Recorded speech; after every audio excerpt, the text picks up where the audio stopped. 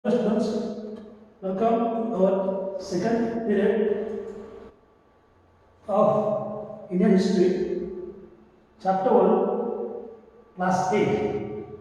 So, in this period, we'll focus on how England planted itself on Indian soil.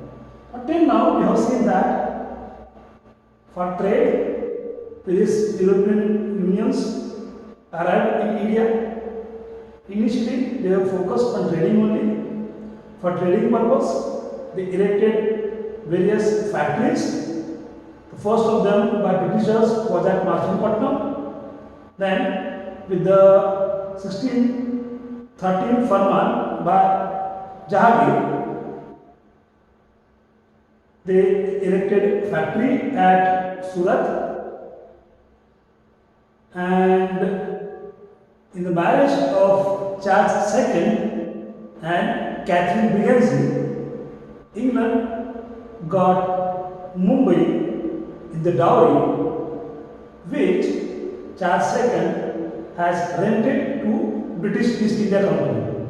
Now, as of now, the Britishers, along with the other European countries, have established themselves in India, and they are doing trade of various commodities like spices, silk, cotton, and as only one country, as only one company from each country is representing their countries, there is no competition within the country, but there is a competition among various European nations for a trade in India.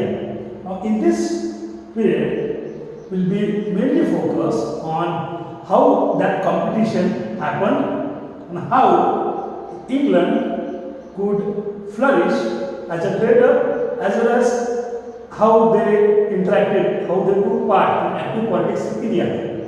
Now, we know that various rulers from European countries like Dutch, French, Portuguese, those European countries arrived in India for trading, and there begins the war for supremacy among those countries. Those wars are referred as Carnatic Wars. Carnatic Wars are the wars that are struggle between the European countries for establishing supremacy in Indian subcontinent. Now, the England, France, Dutch Republic, Portugal all established their trading units, trading posts in India. But as the communities were limited and there was huge competition among them, so they began war amongst them, which are referred as Carnatic War. What these countries used to do? These countries used to kill each other's officer. These countries used to rob each other's ship. These countries used to kill the soldiers of each other. Now that led to a war in which England comes superior and they could establish their politics in India. Now in 1770, First Shah, the Mughal Empire, issued a firman giving British East India Company a right to reside and trade in Mughal Empire. It's very interesting decision by First Shah. The reason being, one of the doctor of associated with British East India Company, William Hamilton, he was a surgeon and he cured First Shah's disease. So, out of the courtesy, First Shah issued a firman in 1770 in the name of British East India Company to allow them rights to trade in the Mughal Empire. Now, they were allowed to trade freely except for the yearly payment of 3,000 rupees. Now, the thing is, the company can trade freely in Mughal Empire. Now, as there was huge profit in the trading, company officials individually also used to carry out the business.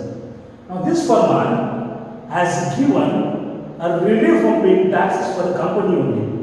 The employees, if they are trading, they has to pay the taxes.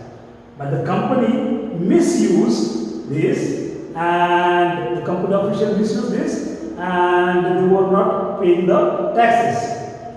Company started to build a fort which was called as Fort William at the banks of the Hooghly River near the Calicut.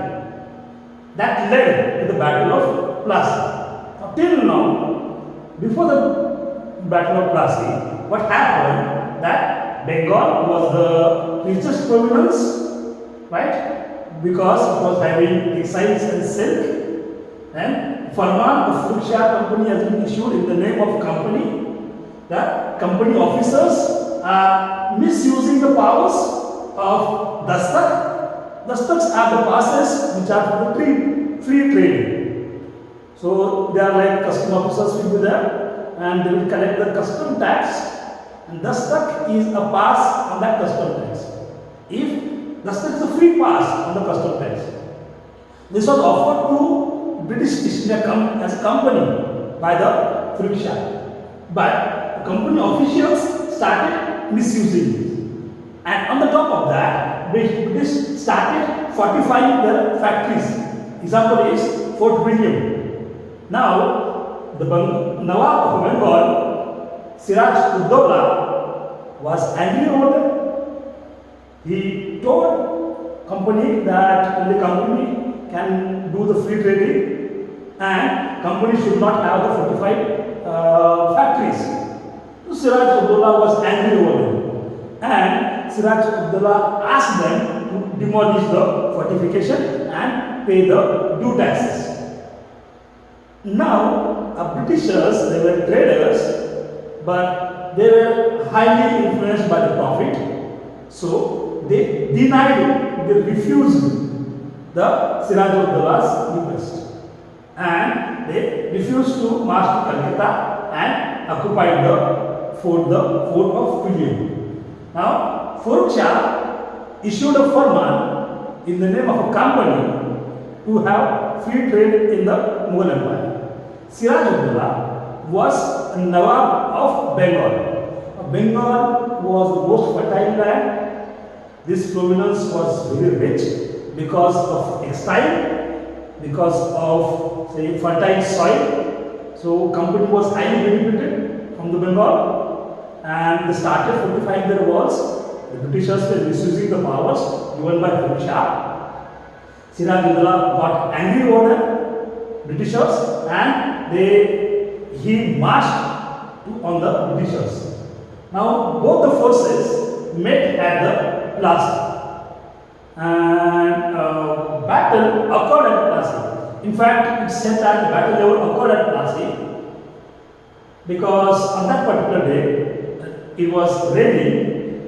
Though the army of Siraj Uddaula was more, it also has animations, but due to the cloud and rain, their animations got wet, and they could not fire those animations.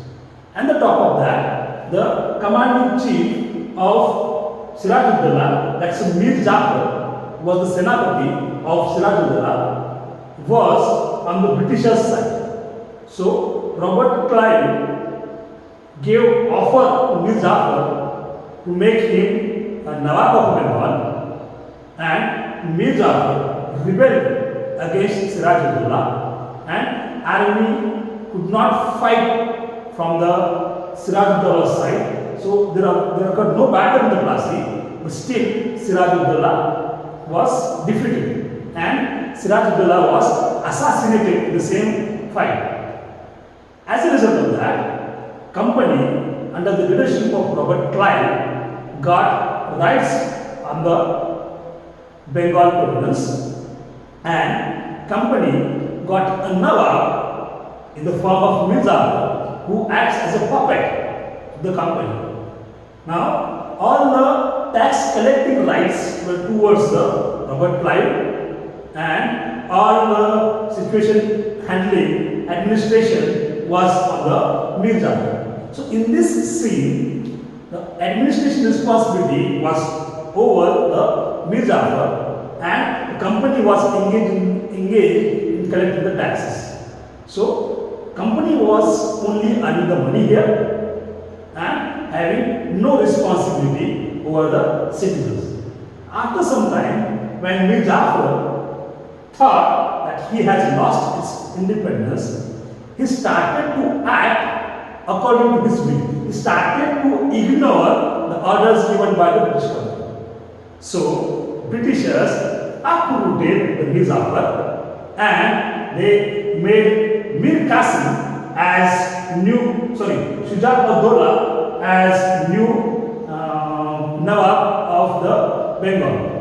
Again, when Shuja Abdullah was not acting in favor of company, Shuja Abdullah made a treaty with Mir Qasim and Mughal Emperor Shah Alam II, and they joined their forces and they fought with the Britishers, and that battle takes place in the Buxar.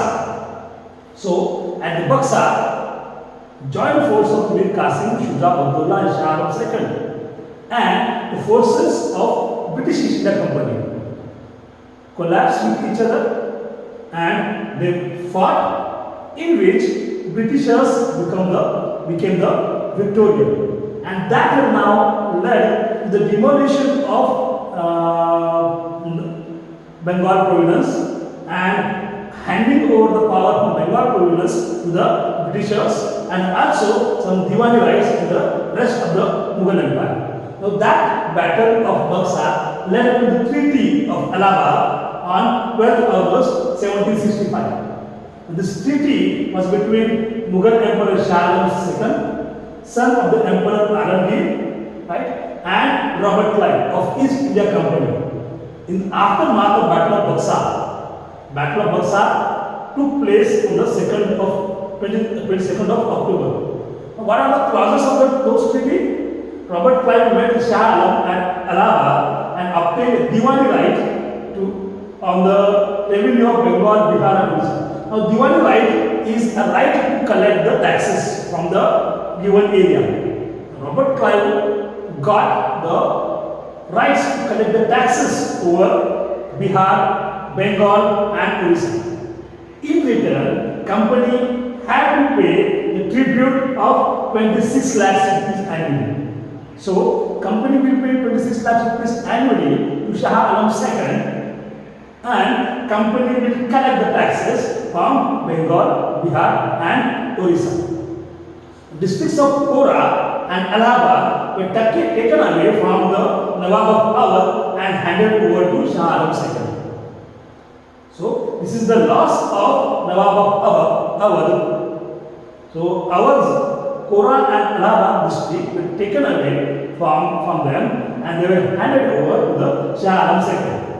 Awadh was restored to Shuja Abdullah on the payment of ₹50 lakhs to the company, and he entered into defensive alliance with the English.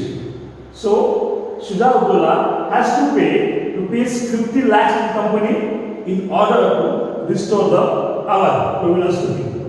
And the grant of Diwani, right, facilitated the company to exploit the revenue sources from the Bengal. Now here, we just have Diwani rights over the Bengal. So they will just collect the taxes from the Bengal, and all administrative responsibilities are with the Nawabs of Bengal. Now it's for today. Till now we have seen that Robert Clive and British East India Company has got Diwani rights on the part of province Mughal Empire, and in next unit we will see how the policies were formed in that part of Mughal Empire and how the British East India Company could expand itself to the other territories of India. If you have any queries, please feel free to ask. Thank you.